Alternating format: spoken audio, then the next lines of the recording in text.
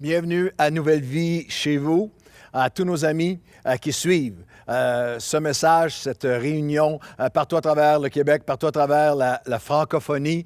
Bienvenue à vous, mais permettez-moi un instant avec la famille, et ici la famille Nouvelle Vie, pour saluer les gens de Nouvelle Vie qui me manquaient tellement, les gens de Nouvelle Vie Longueuil, et bien sûr Nova Vida et La Prairie, et Drummondville, mais aussi, je voudrais saluer particulièrement, il y a 2 autres sites qu'on va vous nommer bientôt, qu'on va annoncer bientôt, qui sont en processus en ce moment, actifs de se joindre à la grande famille de Nouvelle Vie. De l'autre côté de cette pandémie, il y a tellement de bénédictions au milieu de tout ce qui vient avec. Il y a tellement de bénédictions déjà qui émergent.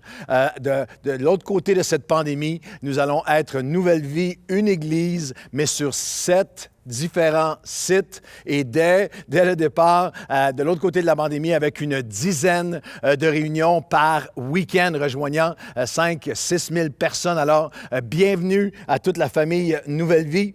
J'ai à cœur, j'ai sur mon cœur ce verset de l'apôtre Paul en 1 Corinthiens 16 exprime bien où nous sommes en ce moment en tant qu'Église, alors qu'il dit « Une grande porte pour l'Évangile et un accès efficace pour le royaume de Dieu m'est ouvert. » Une porte qui est ouverte, mais les combats sont nombreux. Et c'est là qu'on est en ce moment. Il y a des portes d'ouverture pour le royaume, de percée efficace comme jamais auparavant, mais les combats sont nombreux. Dans le premier message de cette série Transformée, nous débutons cette série Transformée et vos réponses sont extraordinaires jusqu'à maintenant. On vous a défié à vraiment placer devant Dieu des ODT, des objectifs de transformation.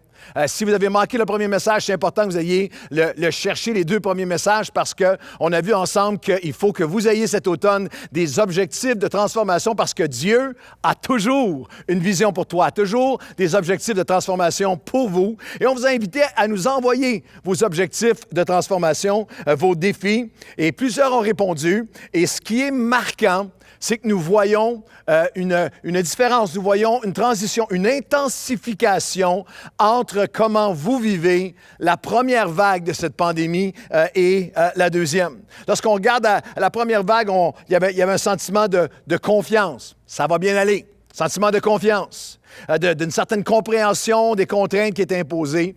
Mais on voit en ce moment qu'il y a toutes sortes de choses qui émergent. Il y a colère et aussi face aux consignes, face aussi, soyons honnêtes, à plusieurs contradictions dans les différentes consignes, confusion. Il y a de plus en plus de craintes et il y a aussi plusieurs d'entre vous qui avaient exprimé des combats. En ce moment, il y a tellement de... C'est difficile. Il y a des combats économiques, des combats dans nos emplois. Est-ce que je vais garder mon emploi? Des pertes d'emploi par milliers. Combats avec nos études, ceux qui sont secondaires, cégep, université. Est-ce que ça va continuer? Comment ça va continuer?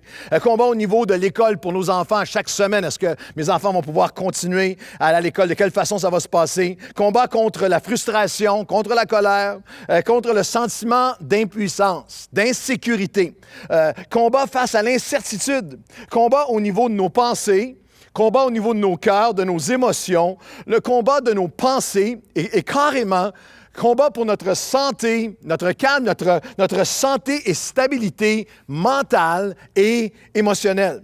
Il y a un article, une série d'articles qui ont paru dans les journaux récemment. La docteure Mélissa Généreux, une étude très, très sérieuse, spécialiste en santé publique et médecine préventive, a participé à une enquête visant à documenter les répercussions de la pandémie sur la santé mentale. L'enquête en question a été menée sur le web auprès de plus de 6 000 personnes, une enquête sérieuse, approfondie, 6 000 adultes, entre le 4 et le 14 septembre de cette année. C'est très récent. Et ils proviennent des 7 régions du Québec.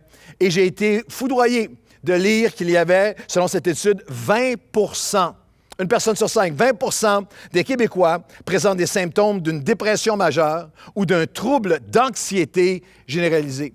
Pensez-y sur les 10 000 personnes qui suivent en ligne les activités de Nouvelle Vie sur une semaine. J'étais tellement touché par la pensée de plusieurs milliers d'entre vous. qui combattez en ce moment au niveau de vos émotions, de vos pensées. 40%, selon l'étude du docteur Généreux et de son équipe, 40% des jeunes adultes au Québec en ce moment présentent des symptômes d'une dépression majeure, 40%. Dépression majeure ou d'un trouble d'anxiété généralisé. Il y a de très nombreux articles, des reportages dans les médias québécois qui foisonnent et se multiplient. Je vous lis quelques manchettes. Le Devoir, cette semaine. Le nombre de Québécois sous antidépresseurs explose depuis le début de la pandémie. La consommation de cannabis a doublé.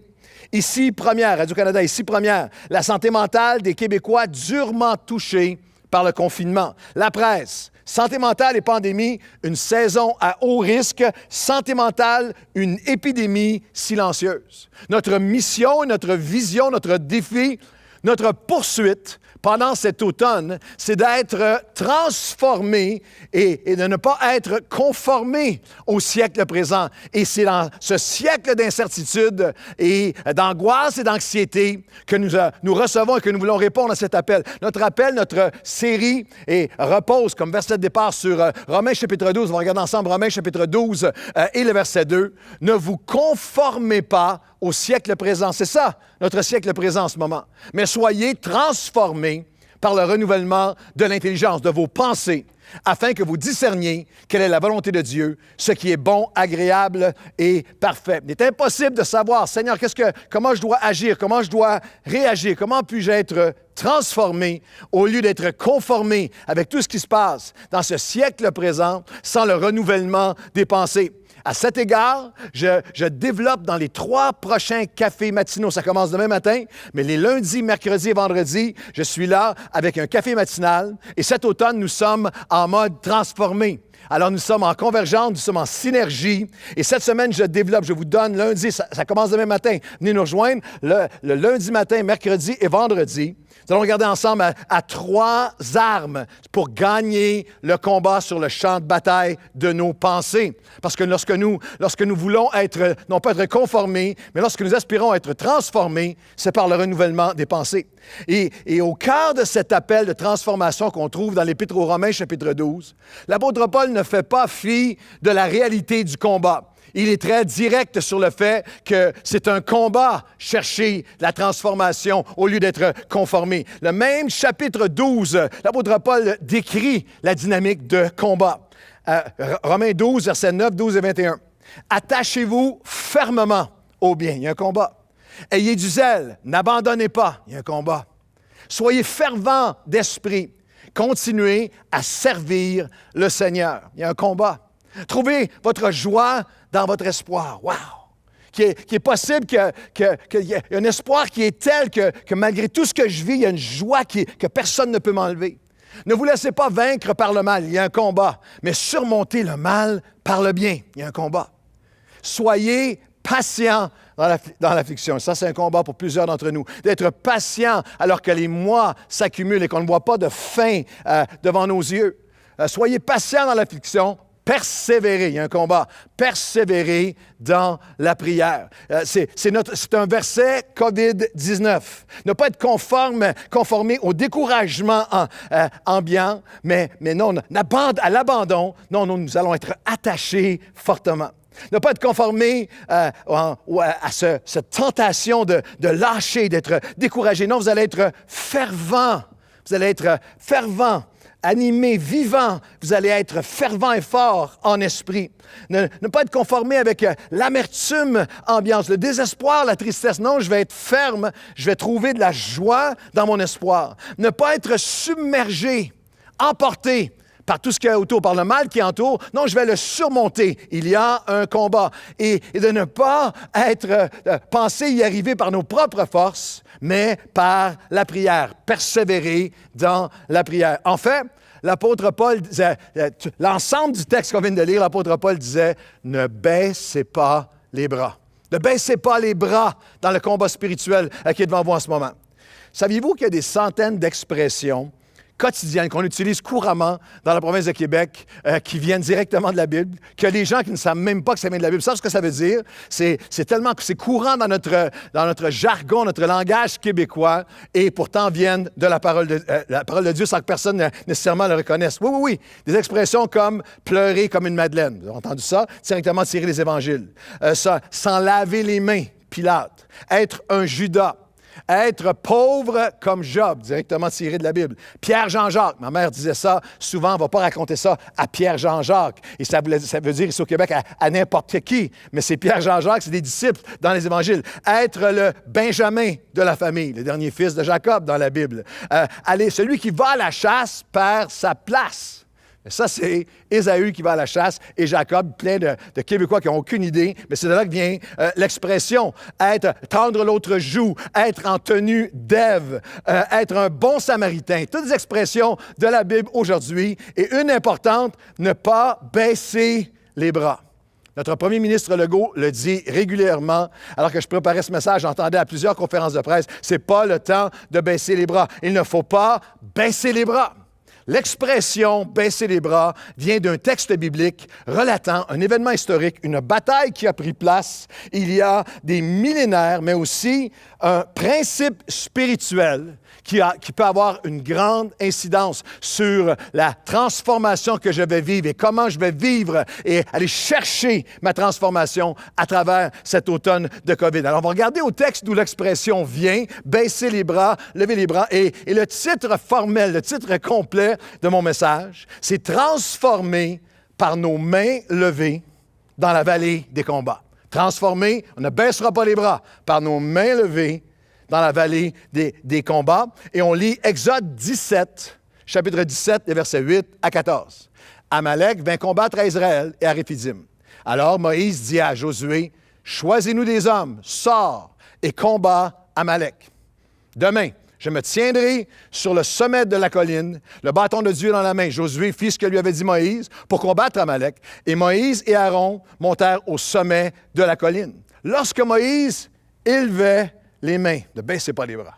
Lorsque Moïse élevait les mains, Israël était le plus fort. Et lorsqu'il baissait les mains, Amalek était plus fort. Les mains de Moïse étant fatiguées, ils prirent une pierre qu'ils placèrent sous lui, s'assit dessus. Aaron et Hur soutenaient ses mains, l'un d'un côté, l'autre de l'autre. Et ses mains, alors qu'elles étaient soutenues, restèrent fermes jusqu'au coucher du soleil. Josué vainquit Amalek et son peuple au tranchant de l'épée, et l'Éternel dit à Moïse, « Écris cela dans le livre, pour que le souvenir s'en conserve, et déclare à Josué que j'effacerai la mémoire d'Amalek du dessous des cieux, de génération en génération. Laisse cette victoire, ce principe biblique être annoncé. » Nous allons regarder à trois pensées ensemble, toutes simples, mais est tellement porteuse de vie. Dans notre texte, on regarde la prochaine diapo ensemble.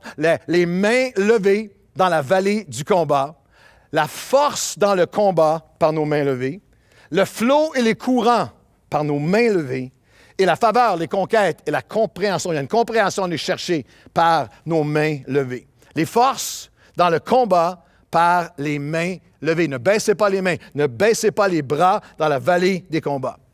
Moïse dit, vraiment, encore, une autre attaque, une autre invasion, un ennemi invisible encore hier, qu'on n'a pas vu venir, qui menace tout un peuple, menace notre sécurité, menace notre mode de vie, menace tout ce que nous avions bâti, menace nos familles, la vie telle qu'on la connaissait, tout ce que nous avons réussi à bâtir semble être sous menace. Alors, Moïse va se tourner vers le jeune Josué, lui donner des ordres de bataille. Dans la vallée, c'est un ennemi réel. Il y a une bataille à faire, il y a une vie sur cette terre, il y a des consignes, il y a une vie, il faut continuer à vivre. Mais il va donner ses consignes à Josué. Et Josué est un jeune homme, et peut-être est-il trop jeune pour saisir les enjeux, pour saisir la gravité de la situation. le besoin d'une aide divine. Peut-être pense-t-il même qu'il peut traverser cette attaque, traverser cette bataille par ses propres ressources, par ses propres capacités. Mais Moïse prend une décision stratégique. Le voici la meilleure façon, dit Moïse, que je peux servir le peuple. Il monte sur la montagne et commence à tendre les mains vers Dieu, représente sa communion avec Dieu. Les mains levées représentent la prière, représente se confier comme un enfant qui se confie à son père, représente reconnaître que j'ai besoin d'une force plus grande que moi, représente je lève les mains, je m'abandonne. Et Moïse dit, je prends une décision stratégique. La meilleure façon dont je peux servir le peuple, c'est en levant les mains. Je veux dire à tous ceux qui servent Dieu dans une sphère ou une autre, quelle que soit la sphère de ministère, à moins que ton service ne repose, ne soit ancré sur une dépendance à Dieu, avec les mains levées, il est sans impact. Nous avons besoin d'une aide surnaturelle, sinon nous mourrons. C'est ce que Moïse dit. Le danger des victoires passées qui nous donne un sens de fausse sécurité. Moïse dit, quel que soit à quel point je m'adresse à des chrétiens plus matures en ce moment, quelles que soient tes victoires d'hier, ton témoignage de comment tu es venu à Dieu, quel que soit comment tu as traversé hier les différentes tempêtes, cette pandémie 2020 t'appelle aujourd'hui. Tu as besoin aujourd'hui de lever tes mains devant Dieu, d'être en communion avec lui, en dépendance devant lui. Puis-je nous rappeler le privilège d'en appeler à l'aide surnaturelle de Dieu? Jésus nous demande à chacun d'entre nous aujourd'hui, pourquoi te priverais-tu des ressources divines? Pourquoi te priverais-tu de ma grâce, de mon esprit, de mes forces surnaturelles, la force dans le combat par les mains levées? Vous n'avez pas été créé, je n'ai pas été créé pour combattre avec mes limites naturelles dans un combat qui est spirituel, qui est surnaturel. Nous pouvons compliquer la prière, négliger la prière, en faire une théorie seulement. Nous pouvons penser avoir gradué de la prière, motiver les autres dans la prière alors que nous ne prions pas nous-mêmes, avoir entendu 10 000 messages sur la prière, pouvoir penser avec folie, remplacer les mains levées de la prière devant Dieu à travers cette pandémie. Mais la question de Dieu pour toi et pour moi aujourd'hui, comment sont tes mains levées depuis le début de la pandémie? Comment est ta vie de prière depuis que tu ne peux pas aller à l'Église? La prière est-elle pour toi une théorie, une théologie ou vraiment un témoignage vécu au quotidien? Est-ce que c'est quelque chose dans lequel que tu prétends, que tu projectes? C'est sûr, je suis chrétien, je prie. Ou est-ce que c'est vraiment une poursuite et une pratique? Es-tu un chrétien main levée ou main baissée? As-tu baissé les bras spirituellement depuis le début de ce conflit? Ce n'est pas de cette crise. Ce n'est pas une question d'âge ou d'ancienneté. Josué et les milliers de jeunes hommes et jeunes femmes à qui Moïse s'adresse, à qui Moïse donne un modèle et qui vont combattre, sont des milléniaux, dans la vingtaine, certains d'entre eux moins de 20 ans, vingtaine, trentaine. Et Moïse, lui, Aaron et Hur ont 80 ans et plus. Mais ils font ce qu'un enfant de 2 ans fait, ils lèvent leurs mains. Tous les pères ont déjà vécu des moments comme moi avec mon fils qui marchons sur le bord de la mer et puis il y a des vagues qui viennent, puis on marche dans l'eau jusqu'aux genoux, puis il y a des vagues qui viennent, je viens pour le prendre, viens, papa va te prendre la main. Mais non, voyons, petit garçon de 2 ans, très autonome, très indépendant, je n'ai pas besoin de voyons, moi j'étais un grand garçon. Mais lorsque la vague devient plus forte, tout à coup il le secoue, papa, les bras tendus, c'est ce que Moïse et Aaron faisaient, les bras tendus devant Dieu, j'ai besoin de toi aujourd'hui. J'aime cette citation d'Albert Einstein. Einstein a dit, la théorie, c'est quand on sait tout et que rien ne fonctionne. La pratique, c'est quand tout fonctionne et que personne ne sait pourquoi. Ici, nous avons réuni, Einstein continue, ici, nous avons réuni théorie et pratique. Rien ne fonctionne et personne ne sait pourquoi. On serait tenté d'appliquer ça à certains aspects de comment la crise est gérée actuellement. Mais laissez-moi vous dire qu'il y a là-dedans aussi un portrait spirituel important. Nous refusons la théorie stérile. Nous refusons ce christianisme où on sait tout théologiquement, mais il n'y a pas de témoignage, il n'y a pas de pratique, il n'y a pas de fruits, il n'y a pas d'action divine. Nous savons ce qui ne fonctionne pas. Ce qui ne fonctionne pas, c'est le christianisme aux mains baissées, aux mains qui ne dépendent pas de Dieu. Et nous savons ce qui fonctionne et ce qui transforme les pires pandémies en progrès. Vous êtes dans un combat. Et ce combat peut seulement être vaincu, être gagné, remporté avec les mains levées vers Dieu. C'est un combat, il y a des combats qui prennent place, qui sont bien au-delà du niveau de la santé publique, au niveau sanitaire ou au niveau social. Non, c'est un combat par nos mains levées qui est un combat qui est spirituel. Éphésiens chapitre 6 et le verset 12, Éphésiens chapitre 6, versets 12 et 13. « Car nous n'avons pas à lutter contre la chair et le sang, mais contre les dominations, les autorités, contre les princes de ce monde de ténèbres, contre les esprits méchants dans les lieux célestes. » C'est pourquoi, aujourd'hui, maintenant, prenez toutes les armes de Dieu afin de pouvoir résister dans le mauvais jour, dans les crises, dans les saisons difficiles, dans les saisons de pandémie, et tenir ferme après avoir tout surmonté. C'est comme ça, c'est seulement en levant les mains que vous allez pouvoir, que vous allez pouvoir résister. Le mot « résister » qu'on trouve dans ce texte, antithésmé, on en tire le mot « antihistaminique », qui veut dire opposer une force à une force. C'est seulement alors que mes mains sont levées vers Dieu, en recherche de Dieu, que je vais chercher la force de résister, d'opposer toutes les forces de Dieu à toutes ces forces qui viennent contre moi. Question. Il y a beaucoup de questionnements en ce moment sur le port du masque. Bien, laissez-moi vous dire, ce que je vous dis aujourd'hui. Portez le masque physiquement. Portez-le par compassion pour les gens. Portez-le par respect. Portez-le par solidarité. Portez-le par égard et protection pour ceux qui sont plus vulnérables. Mais laissez-moi vous parler un instant du masque spirituel. Portez le masque physiquement, mais enlevez le masque spirituel. Derrière le masque du religieux extérieur, la parole de Dieu, le Seigneur t'appelle et te dit, est-ce que tu as les mains levées? Est-ce que tu comprends qu'il y a un combat au-delà du combat social et des opinions, qu'il y a un combat qui est spirituel? Non seulement le combat est spirituel, mais nos armes sont spirituels, pour tenir ferme dans le mauvais jour. 2 Corinthiens, chapitre 10, et les versets 3 à 5. Si nous marchons dans la chair, on marche au niveau humain, on marche dans la vie de tous les jours, nous ne combattons pas selon la chair, selon ses limites humaines. Car les armes avec lesquelles nous combattons ne sont pas charnelles, elles sont puissantes, alors que tu lèves les mains vers Dieu, par la vertu de Dieu. Comme Moïse sur la montagne qui lève les mains, et il y a une puissance qui lui est communiquée pour renverser des forteresses. Nous renversons les raisonnements et toute hauteur qui s'élève contre la connaissance de Dieu. Nous renversons tous les faux raisonnements. Soyez transformés par le renouvellement de vos pensées. Et il y a un combat qui est spirituel, et il y a des armes qui deviennent puissantes alors que tu lèves les mains. Les armes sont spirituelles pour renverser les faux raisonnements. C'est seulement alors que je lève les mains que je l'expérimente depuis toutes ces années, mais plus que jamais à travers ces 7 mois de pandémie, c'est seulement alors que je lève les mains que par la vertu de Dieu, je peux renverser les forteresses, renverser des forteresses d'incertitude, d'impatience dans mon esprit.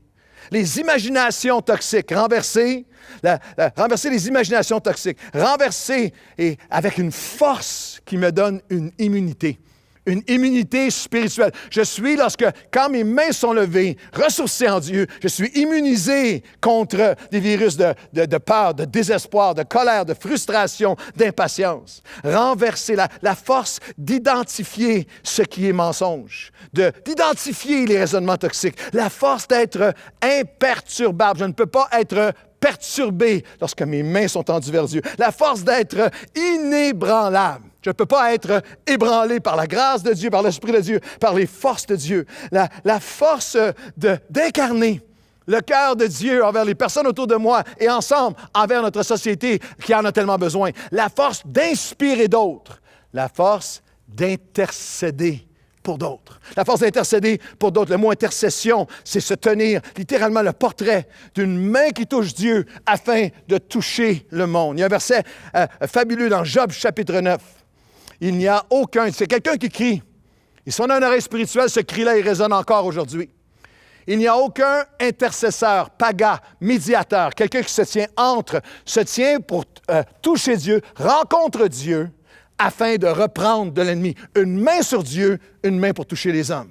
Il n'y a aucun médiateur, intercesseur entre nous, ô Dieu. Aucun qui puisse avoir une main, quelle image? Une main sur l'épaule de Dieu et une main sur l'épaule des hommes, afin que ce bâton soit enlevé de sur moi et que je sois délivré de la terreur. Il y a des gens qui crient partout autour de nous et qui ont besoin de nous comme croyants, qui vont connaître et comprendre cet équilibre spirituel important. Une main sur Dieu afin d'avoir une main et de toucher les hommes. Parce qu'il y a deux extrêmes dangereuses. Une main sur l'épaule de Dieu seulement représente un christianisme élitiste, endurci, un christianisme mystique, de conspiration, de légalisme, de chrétiens qui sont seulement dans leur univers à eux, entre nous, on se parle entre nous, et si on a une relation avec ce monde, une main sur Dieu seulement, tu perds ta main pour toucher les gens. Tu perds ta main, tu n'entends plus le cri, tu es sourd, tu es aveugle et tu es centré sur toi.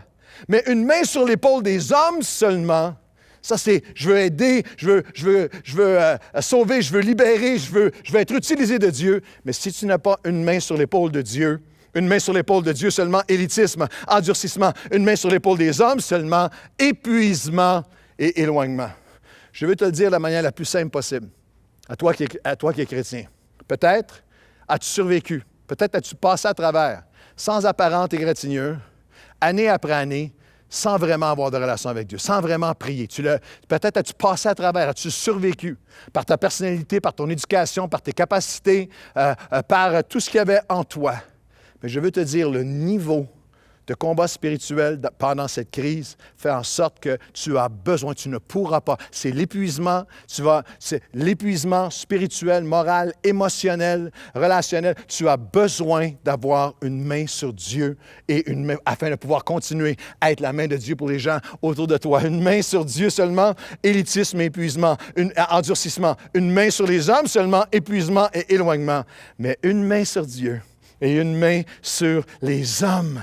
Et là, tu vas avoir l'esprit qui nous permet de faire des exploits. En fait, la vision main levée 2020 est en quelques mots trouvée dans le psaume 50 et le verset 15. « Invoque-moi au jour de la détresse, je te délivrerai et tu me glorifieras. » Invoque-moi, je te délivrerai, c'est simple.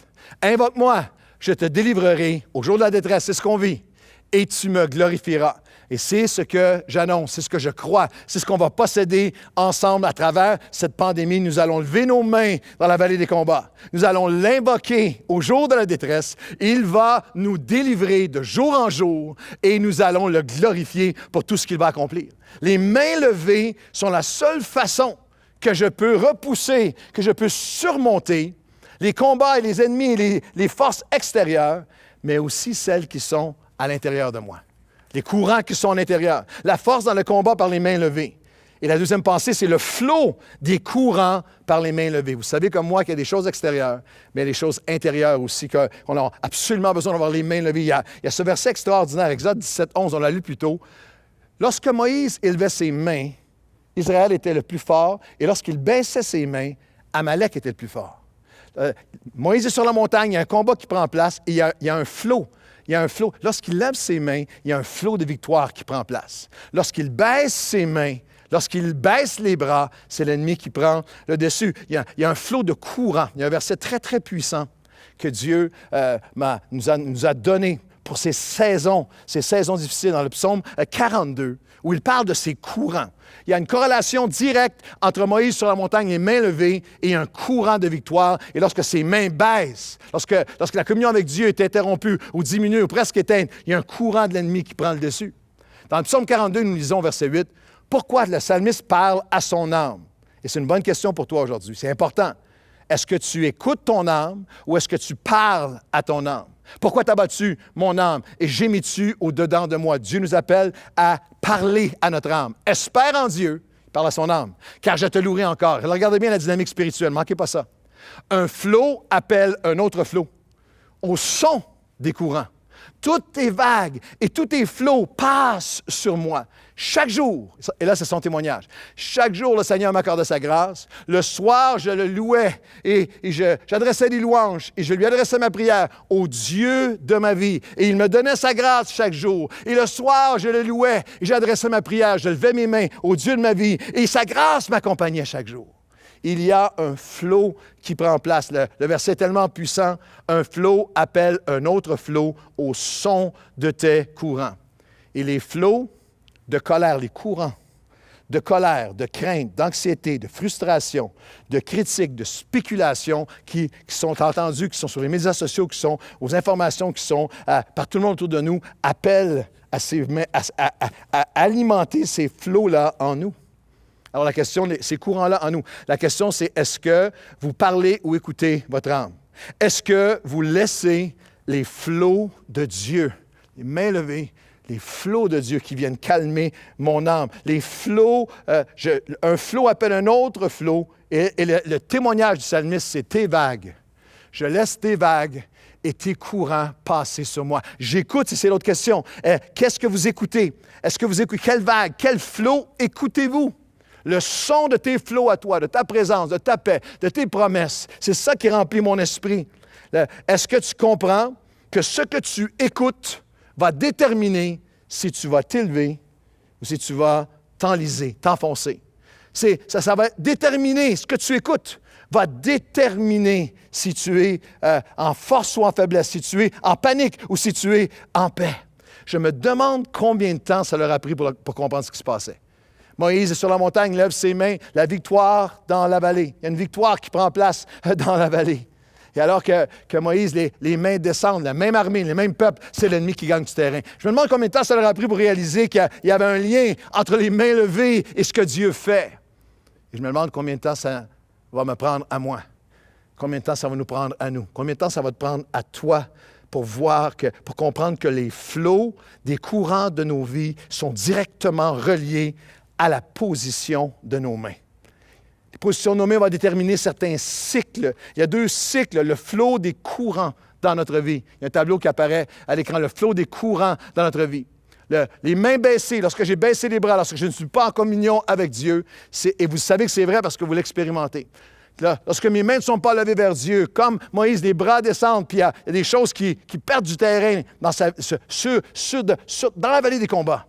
Les mains baissées, il y a un cycle, un flot de frustration, de faiblesse, de frayeur, de fatigue. Encore plus de frustration, encore plus de faiblesse, de frayeur et de fatigue, de frustration, de faiblesse, de frayeur et de fatigue.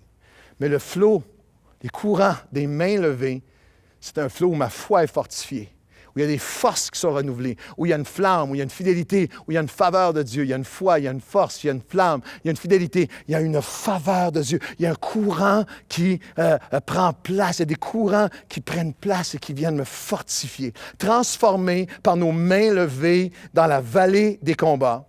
Il y a une force dans les combats, il y a un flot et des courants par mes mains levées. Je termine avec ceci. Il y a une faveur des conquêtes et la compréhension des mains levées. Exode chapitre 17, les versets 12 à 16. Les mains restèrent fermes jusqu'au coucher du soleil. Et Josué vainquit Amalek. Et l'Éternel dit à Moïse, « Écris cela dans le livre du souvenir, pour que le souvenir s'en conserve de génération en génération. » De génération en génération. Ce message se déploie en 3 portraits prophétiques. Le premier, il y a au milieu d'un grand combat, d'une crise de tous nos combats, il y a un homme sur la montagne qui dépend de Dieu. Ça, c'est vous et moi. Le deuxième portrait qui se déploie, c'est un portrait de Aaron et Hur qui soutiennent ses bras, un portrait d'unité, un portrait d'ensemble, le peuple de Dieu, nos bras tendus vers lui. Et le troisième portrait, c'est dans la vallée.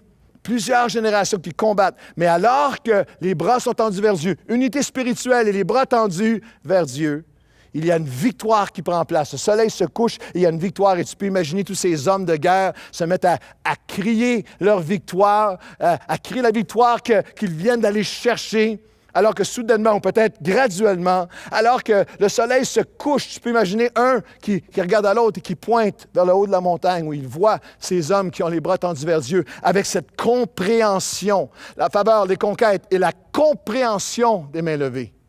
La compréhension d'où vient la victoire, d'où vient la source de transformation. Écris-le dans le livre du souvenir de génération en génération. Pourquoi?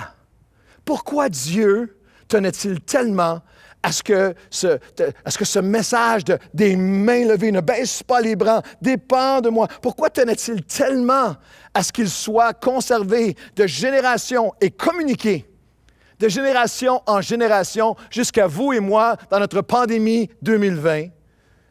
Parce que c'est le plus facile à oublier. C'est la dynamique et la réalité spirituelle la plus facile à négliger, à oublier, à remettre à plus tard, à diminuer, à réduire, jusqu'à ce que ça soit juste une ombre de ce que c'était supposé être. Des bras tendus, étendus de Moïse, aux bras tendus de Jésus à la croix. Ça n'a jamais été l'intention divine pour toi et pour moi de réduire le christianisme, de réduire mes bras levés, ma communion avec Dieu, ma dépendance de lui, à un exercice religieux où je viens à l'Église avec d'autres quelques minutes par semaine. Je veux terminer avec un psaume que je crois que le Seigneur nous a donné, m'a donné, pour nous et pour tous les chrétiens de toutes les époques, mais pour nous particulièrement aujourd'hui. Le psaume 84, et je vous donne le contexte, c'est le dernier texte du message. C'est un moment où le psalmiste est sous attaque, il est isolé, il est confiné, il est séparé de la fraternité, de la communion avec les croyants. Et on le sait parce que, on va lire les versets 5 à 8 dans un instant, mais on le sait parce que dans les versets qui précèdent et qui suivent ce texte magnifique, cet appel du psalmiste, il va se rappeler, il se rappelle à quel point il aimait la maison de Dieu. Il aimait être avec les croyants. Vous lirez les versets 2 à 4 qui précèdent et le verset qui suit juste après. Ah, ta maison, Seigneur, ah, tes parvis, ah, tes demeures sont tellement riches et importantes et belles pour moi. Mieux vaut un jour pour moi dans tes parvis que 1000 ailleurs. Je préférais me tenir sur le seuil de la maison de mon Dieu que n'importe quel autre endroit au monde. Si je peux vous ouvrir mon cœur, je comprends le psalmiste. Je comprends le psalmiste. C'est la première fois dans les derniers 40 ans, c'est la première fois de ma vie que je suis 7 mois sans être avec vous, sans être avec le peuple. Je vous dirais, franchement, mon épouse vous dirait probablement que je n'ai jamais été deux semaines sans être avec le peuple de Dieu dans les 40 ans précédents. La présence de Dieu avec vous me manque. Moi, il n'y a aucun autre endroit que je préférerais être que d'être dans la maison de mon Dieu avec vous. De prier ensemble, de louer ensemble, d'être dans sa parole ensemble, de prier les uns pour les autres, de rire ensemble, de pleurer ensemble, de bâtir le royaume de Dieu ensemble. C'est pour ça que le psalmiste dira « Heureux ceux qui habitent dans ta maison, et ils te célébreront encore et encore. » Et je vous dis la même chose aujourd'hui. Nous allons le célébrer dans sa maison ensemble, encore et encore. Nous allons revenir dans ces salles ensemble. Et lorsqu'on va le faire, il y aura des centaines, peut-être des milliers d'autres qui se seront joints à nous, que nous aurons rejoints pendant cette pandémie. Oh, comme j'aime être dans ta présence. Mais, heureux ceux qui placent en toi leur appui. David, le psalmiste n'avait pas accès au sanctuaire, n'avait pas accès à être avec le peuple. Mais il avait accès à lever ses mains et à aller vers Dieu, à ne pas baisser les bras. Voici ce qui va leur arriver. Ils vont trouver dans leur cœur des chemins tout tracés. Lorsqu'ils traversent la vallée de Baca, la vallée des larmes, ils la transformation, notre série, ils la transforment en un lieu plein de sources et la pluie la couvre aussi de bénédictions. Lorsqu'on regarde à ce psaume extraordinaire, leur force augmente pendant la marche. Alors qu'il se présente devant Dieu et s'écrie, lève les mains vers toi. Éternel mon Dieu, entends, écoute ma prière. J'aime la maison de Dieu, nous avons été ensemble, mais la pandémie ne peut pas m'arrêter, ne doit pas m'arrêter de crier à lui, de trouver mon appui en lui, de lever les mains vers lui. Et voici les bénédictions qui vont en découler. Voici les conquêtes. Moïse, lorsqu'il a levé les mains, il y a eu des bénédictions, des victoires dans la vallée. Voici les nôtres aujourd'hui. Ils trouvent dans leur cœur des chemins tout tracés. Et je sais que parfois, nous ne trouvons plus. J'ai prié ça au Seigneur cette semaine. Je marchais dans mon bureau cette semaine en prière, puis je disais, Seigneur, pour cette personne-là, pour qui je prie, là, je ne trouve plus de chemin dans mon cœur. Je ne trouve plus de chemin. Je ne vois pas comment tu pourrais. Il y a des situations où nous ne trouvons plus de chemin. Mais lorsque je viens devant Dieu, que je lève mes mains vers lui, je m'abandonne à lui, c'est lui qui retrace, c'est lui qui réécrit des chemins d'espoir et de confiance dans mon cœur. Il trouve des chemins tout tracés dans leur cœur. Il transforme Il parle de ceux qui appellent à Dieu, reçoivent la capacité divine de transformer, la série transformer, ne pas être conformé, être transformé. Il transforme la vallée de Baca des larmes en un lieu rempli de sources, rempli de bénédictions. Leur force augmente pendant la marche. J'ai besoin, je vous le confesse, je vous l'avoue, j'ai besoin, vous avez besoin de force pendant la marche. J'ai besoin de force nouvelle. Même le plus vigoureux, même le jeune homme chancelle et perd les forces. Mais ceux qui se confient en l'Éternel renouvellent leur force. Voici, ils transforment le lieu des larmes en une source d'espoir et de joie et de paix. Leurs forces vont augmenter alors qu'ils s'écrient devant Dieu. La question dans le cœur de tellement d'entre nous et de peut-être chaque chrétien, à un moment ou à un autre depuis le début de cette pandémie, c'est comment Dieu peut-il transformer cette pandémie? Comment est-ce qu'il peut la transformer en lieu de bénédiction pour moi? Comment est-ce que je peux trouver quelque chose de positif, de bon? Comment est-ce que je peux trouver du bon? Comment est-ce que du bon qui peut sortir de ça? J'aimerais vous dire aujourd'hui qu'une des choses profondes que Dieu veut faire, il veut te faire graduer, il veut me faire graduer d'avoir réduit ma communion à Dieu à aller dans un lieu. Si pour toi, si je ne vais pas à l'Église avec les autres, il n'y a plus de communion, il n'y a plus de prière, il n'y a plus de main levée. Dieu veut t'amener plus profondément avec lui. Il veut que tu appelles à lui et que tu dises, Seigneur, en toi, je trouve mon appui. J'ai besoin que tu écrives des chemins dans mon cœur. J'ai besoin que tu traces un nouveau chemin. J'ai besoin que tu m'aides par ta grâce, que tu me portes. Alors, on prie ensemble dans ces derniers instants. Seigneur, si j'avais baissé les bras spirituellement, j'élève mes mains aujourd'hui encore dans la vallée des combats. Je te demande de me transformer. Je te demande de garder mes mains levées vers toi dans la vallée des combats. Seigneur, j'ai besoin de tes forces. J'ai besoin de tes forces. Seigneur, je veux me tenir avec une main sur l'épaule de Dieu, une main sur les hommes. Seigneur, mon Dieu, j'ai besoin que tu traces tes chemins. J'ai besoin que je choisis tes flots à toi. Je choisis tes courants à toi. Et je réalise qu'un courant appelle à d'autres courants, que je vais choisir ce que je vais écouter. Je vais choisir quels sons je vais écouter afin que tu puisses me fortifier, afin que tu écrives tes chemins dans mon cœur, afin que tu puisses, Seigneur Dieu, me permettre de renverser les faux raisonnements d'identifier ce qui est faux, des mensonges de l'ennemi contre moi, ce qui me semble impossible, ce qui me semble inatteignable.